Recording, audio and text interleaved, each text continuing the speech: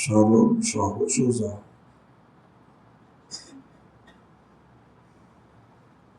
সরল সোজা রাস্তা।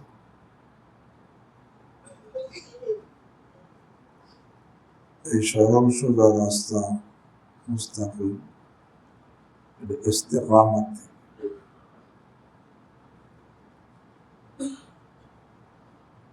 ইস্তেকামতের ব্যাখ্যা ইমাম নাওয়াবী রাহিমাহুল্লাহ করেছেন, মুল্লা আলী কায়ী রাহিমাহুল্লাহ করেছেন। ইমতিসালু কুল্লি মা'মুর ওয়াজতিনাবু কুল্লি মাহযুর।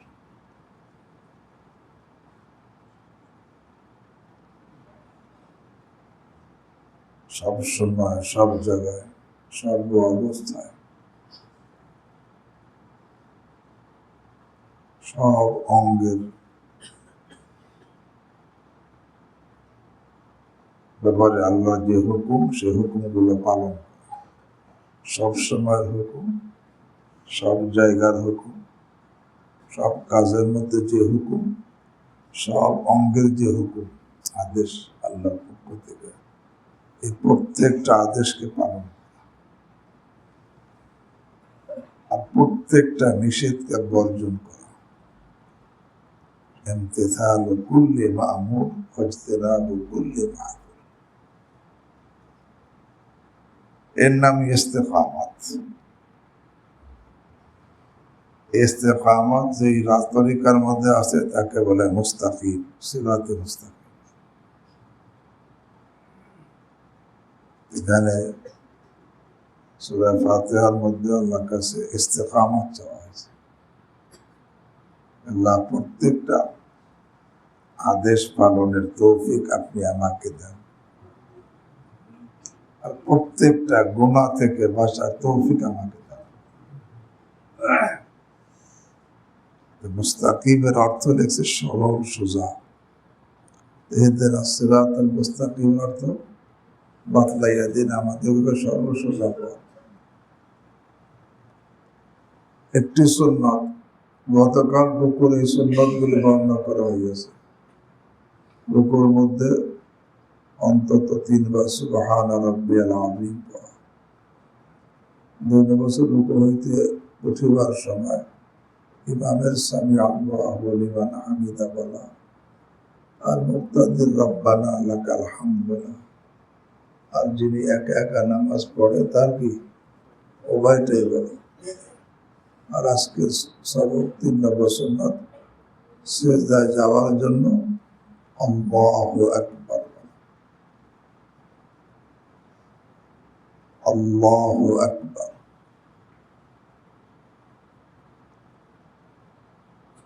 তবে যখন থেকে আল্লাহ বলা শুরু হবে তখন থেকে আমার সিজদায় যাওয়া শুরু হবে। যখন বলা শেষ হবে, সিজদায় যাওয়া আমার শেষ হবে। এইভাবে আল্লাহু আকবার বাস্তব তাকবীর বলা হয়। তাকবীরটা পুরো এই খাড়া থেকে সিজদায় যাওয়ার যে সময়টা, পুরো জায়গার মধ্যে তাকবীরটাকে বিছিয়ে দেওয়া। মানে শুরু থেকে তাকবীর শুরু হবে তো সিজদায় যাওয়া শুরু হবে, তাকবীর শেষ হবে, সিজদায় যাওয়া শেষ হয়ে যাবে, মানে পৌঁছে যাবে সিজদায়।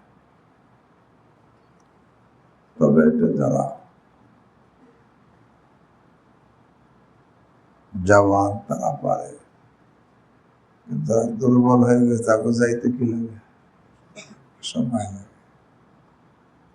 তবে দুর্বল তো সে যেভাবে পারে সেইভাবে করবে, কিন্তু নিয়ম এইভাবে আল্লাহু আকবার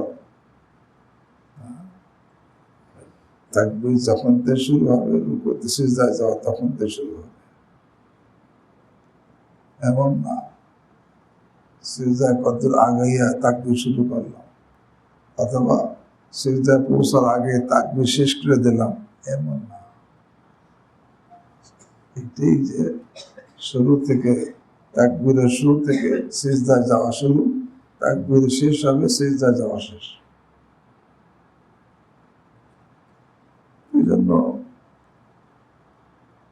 নামাজের মধ্যে খুব কি বলবো অ্যালার্ট থাকতে হয়,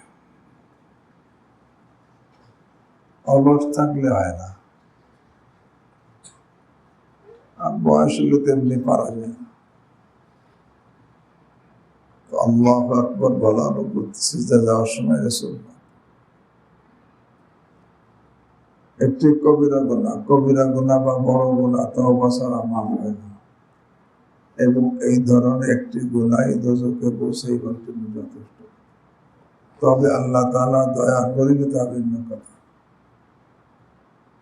পুরুষ লোক মেয়ে লোকের পোশাক পরিধান করা, আল্লাহ পুরুষ বানাইছে, তার পোশাকের মধ্যে পুরুষত্বের চিহ্ন থাকবে, কিন্তু সে পোশাক পরে কিসের? মেয়ে লোক। এটা কি? পুরুষ হইয়া মেয়ে লোকের পোশাক পরিধান করা কি? যেমন মেয়েদের জন্য পুরুষের পোশাক পরা কি? যে পুরুষ হইয়া মেয়েদের পোশাক পরে তাদের উপর খোদার লানত। গলায় চেন, এটা মহিলার পোশাক না পুরুষের পোশাক? অনেক ছেলেরা গলায় কি পরে? চেন আছে না? আবার চেন তো পরে, আবার স্বর্ণের চেন। পুরুষ হয়ে কিসের চেন পরে? স্বর্ণের চেন। ডবল হারাম হয়ে যায়। একটা মেয়েদের সাথে মিল হয়, আবার পুরুষ হয়ে স্বর্ণ ব্যবহার করা হারাম, এটা সে ব্যবহার করে।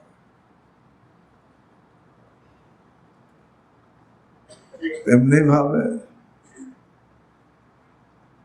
মেয়েদের যেগুলো বিশেষ বিশেষ পোশাক, এই পোশাক যদি পুরুষ পরে তখন তার কি হবে? কবিরা গুনাহ। পুরুষ তো বীরের জাতি, তার পোশাকের মধ্যে পুরুষত্ব বীরত্ব থাকবে। পোশাকের মধ্যেও মেয়েলি ভাব থাকবে না। যেমন মেয়েদের পোশাকের মধ্যে পুরুষের পোশাকের কোন পোশাক থাকবে না।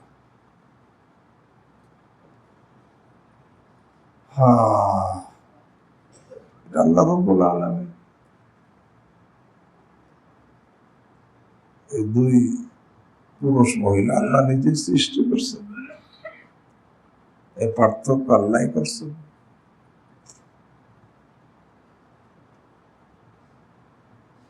যেমন পুরুষ হইয়া মেয়ে হওয়ার আকাঙ্ক্ষা করা কবিরা গুনাহ, মেয়ে হইয়া পুরুষ হওয়ার আকাঙ্ক্ষা করা কবিরা গুনাহ।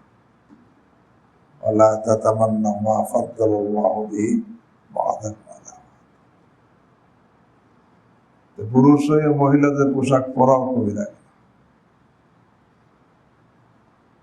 আর মহিলা হইয়া পুরুষের পোশাক পরাও কি? আল্লাহ।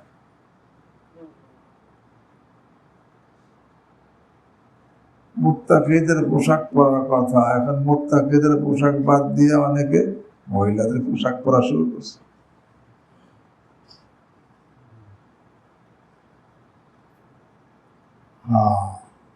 পোশাক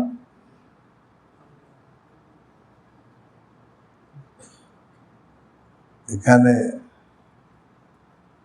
আরবিতে একটা কথা আছে, আন-নাসু বিল-লিবাস। এই লোকটা দিনদার, পরহেজগার না বদকার, দুষ্ট, পোশাক দেখে কি হয়? পোশাকের একটা পরিচয় আছে। আরে দিনদারের পোশাক যদি কেউ পরে,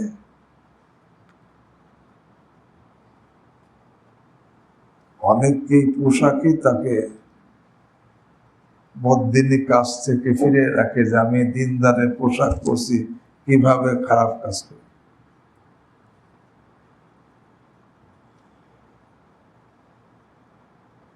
বাদশাহ আলমগীর রহমতুল্লাহ আলাইহ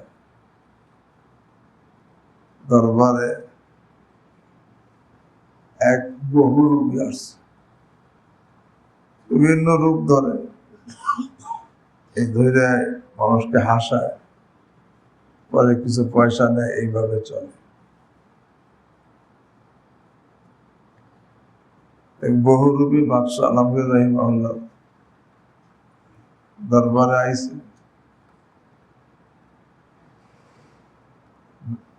আলমগীর রহিমাহুল্লাহ বলছেন, তুমি যদি আমার সামনে এমন রূপে আসতে পারো যে আমি তোমাকে চিনব না, তাহলে তোমাকে আমি মনে করে 100 টাকা পুরস্কার দেব। শর্ত যে আমি তোমাকে এমন রূপ ধরবো যে আমি তোমাকে কি চিনব না। এই বহুরূপী শহরের বাইরে রাস্তার ধারে জঙ্গলের পাশে ঝুপড়ি উঠাইয়া এক আল্লাহওয়ালাদের জুব্বা পইরা জিকির শুরু করছে। জুব্বা বসে কাঁদে আল্লাহ, এখন দিন রাত জিকির করতেছে। এদিক দিয়ে খবর প্রসিদ্ধ হয়ে গেছে যে অমুক খানে এক আল্লাহর ওলি আসছে। আর আগের দিনে রাজা বাদশাহ আল্লাহওয়ালাদের ভক্তি করতেন। আলমগীর রহিমাহুল্লাহ নিজেই আল্লাহওয়ালা ছিলেন।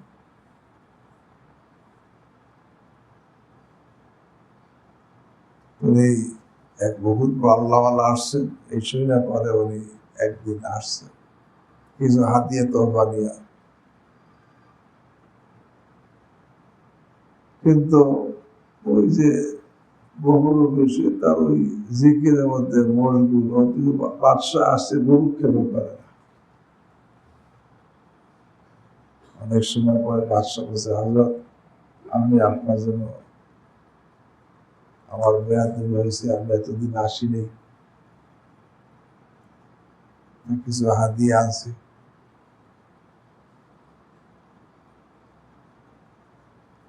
ওই হাদিয়ার টাকার থলি লাথি মেরে ফেলে দিচ্ছে। দুনিয়াদার, দুনিয়া চেনে, দুনিয়া নিয়ে আইছে। আলমগীর রহিমাহুল্লাহ মনে মনে লজ্জিত, আমি এমন গুনাহগার যে আল্লাহ আমার হাদিয়াও কি করলো না, গ্রহণ করলো। পরে উনি ফিরে যাচ্ছে, আমরা তো রাষ্ট্রীয় দায়িত্ব আছে।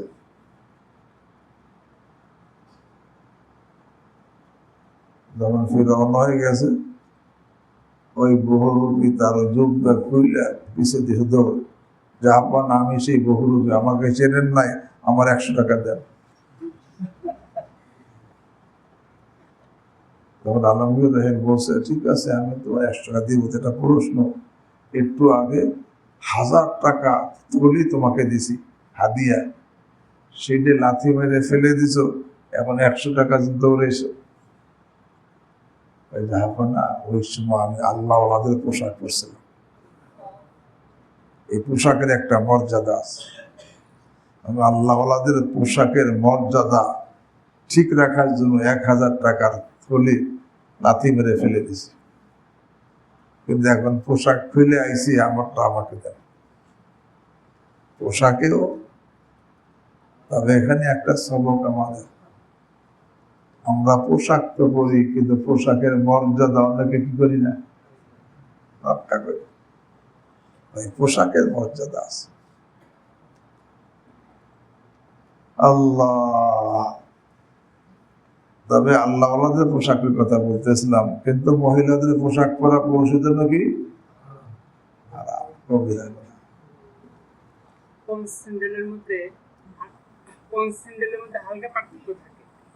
যেটা স্পষ্ট পার্থক্য, সেখান থেকে বাঁচতে হবে। আর যেটা বুঝে আসে না, সে তো বাস গুনাহের ক্ষতি সমূহ। পাপ কাজ করার কারণে আল্লাহ তাআলার রহমত হইতে নৈরাশ্য পয়দা। পাপ করতে করতে আল্লাহর রহমত থেকে সে নিরাশ হয়ে যায়। শয়তান তাকে বুঝ দেয় যে তুমি এত গুনাহ করছিস, তোর আর কোনো ক্ষমা নাই, তাহলে আর গুনাতে পাইছে লাভ কি। এই নিরাশা মানুষকে কুফর পর্যন্ত পৌঁছে দেয়। লা তাইয়াসু ইন্নাহু লা ইয়াইয়াসু মির রাহিল্লাহ ইল্লাল কওমুল কাফির। গুনাহ করলে, গুনাহ করতে করতে মানুষ এরকম ভাবে নিরাশ হয়ে যায়। অথচ নিরাশ হওয়াটা কবিরা গুনাহ। নিরাশ হওয়াটা কি? লা তাকনাতু মির রাহমাতিল্লাহ। কবিরা গুনাহ কেন? যে গুনাহ করার কারণে নিরাশ হয়, সে নিজের গুনাহকে বড় মনে করে আর আল্লাহর রহমতকে ছোট মনে করে। আল্লাহর রহমতকে ছোট, নিজের গুনাহকে বড় মনে করলো আর আল্লাহর রহমতকে ছোট মনে করছে, এই জন্য কবিরা গুনাহ। আল্লাহর রহমত তো বাস, রহমত রব্বিকা খায়রুম মিম্মা ইয়াজমাউন। এই নিরাশা মানুষকে কুফর পর্যন্ত পৌঁছিয়ে দেয়। আর এই নিরাশা পয়দা কিসের কারণে?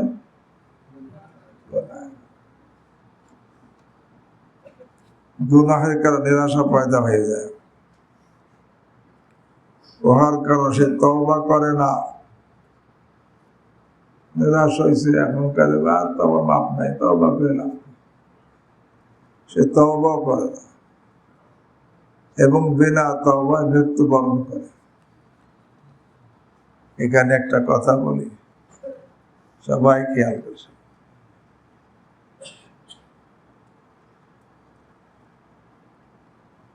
যত লোক,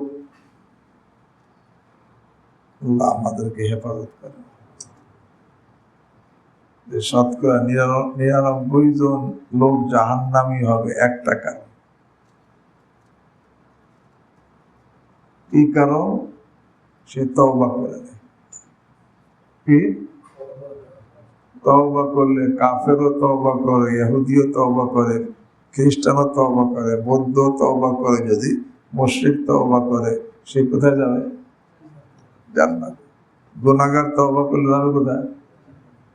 যত লোক জাহান্নামী কি জন্য হয়েছে? হ্যাঁ, এই তওবা না করে। তওবা করলে তো আল্লাহ বলছেন, তুবু ইলাল্লাহি তাওবাতান নাসুহা আসা রাব্বুকুম আইয়ুকাফিরা আনকুম সাইয়্যাতিকুম ওয়া ইউদখিলাকুম জান্নাত। আল্লাহকে তওবা করো, গুনাহ মাফ করব, জান্নাত দান করব। তাই যত লোক জাহান্নামী হবে কি কারণে? ভাই তওবা না। তওবা করলে, যে কোনো লোক তওবা করলে তার জন্য কি? জান্নাত। খালি তওবাটা করতে পারে। আর এই তওবা করে নাই কেন? নিরাশায়। অথবা তওবা করে নাই বিশ্বাস না থাকার কারণ হইতে পারে, তওবা করে নাই বেপরোয়া হওয়ার কারণ হয়েছে, তওবা করে নাই করছি বলে আজ করবো না, করবো খালি, এইভাবে দিন গেল খালি। हर शब गोयाम के फरदा करके ई सौदा को ना, आज करबो ना কালকে করবো, বাস এইভাবে দিন শেষ হয়ে যায়।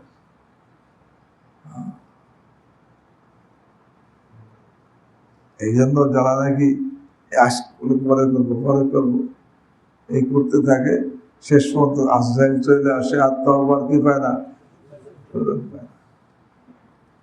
তো জাহান্নামে যাওয়ার কারণ একটা, কি? আমরা তওবা করি না। তওবা করলে আল্লাহর ওয়াদা সত্য, তওবা করলে সে কি? যদি সে খালেস তওবা করে কেউ যায়, যাবে কোথায়? জান্নাতে। যত লোক জাহান্নামে যাবে তারা কি করে নাই? তওবা করে। যে যে গুনাহের মধ্যে আছে, ওই গুনাহের মধ্যে লেগে আছে, আল্লাহ মাফ করে। অনেকে আছে মজলিসে আসবে, তাবলীগে যাবে, নামাজ কালাম পড়বে, কিন্তু যেই গুনাহে লিপ্ত সেই গুনাহ থেকে কি করবে না? তওবা করবে না। অথচ নামাজি, রোজাদার, হাজি হওয়া সত্ত্বেও তওবা না করার কারণে কোথায় যাবে? জাহান্নামে। এই জন্য হাদিসের মধ্যে আসছে, যারা ইমানদার, নামাজি, রোজাদার, হাজি কিন্তু গুনার মধ্যে ছিল, তওবা করে নাই, এই জন্য কোথায় চলে গেছে? জাহান্নামে গেছে। পরে এক সময় ইমানের বরকতে আল্লাহ তাদেরকে জাহান্নাম থেকে নাজাত দিবে। কত সময় পরে, কত হাজার বছর না লক্ষ বছর পরে আল্লাহই ভালো জানে, যখন নাজাত, ওই সময় আল্লাহ যারা নাকি জাহান্নামে যায় নাই, আল্লাহ জাহান্নাম থেকে নাজাত দিয়ে জান্নাতে পৌঁছেছেন, তাদেরকে সুপারিশের অনুমতি দিলেন। সুপারিশের সময় তারা কি শব্দটা বলবে এইটা শোনেন। তারা বলবে, রব্বানা কানু ইয়াসুমুনা মানা ওয়া ইউসাল্লুনা ওয়া ইয়াহজ্জুন। আল্লাহ, এই যারা জাহান্নামে চলে গেছে এরা কারা? কানু ইয়াসুমুনা মানা, আমাদের সাথে সবসময় রোজা রাখতো। কানু ইয়াসুমুন ইস্তিমরারি সিগা, সবসময় কি রাখতো?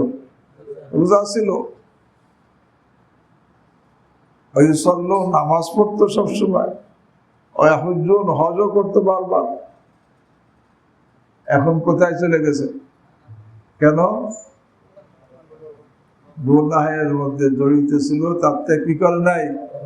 তওবা করে নাই। এই জন্য ভাই, তওবার অভাব, তওবার অভাব। এই একটা গান বাস, তওবা করি, আল্লাহর ওয়াদা সত্য। আল্লাহ আত্তাইব হাবিবুল্লাহ, তওবাকারী আল্লাহর বন্ধু।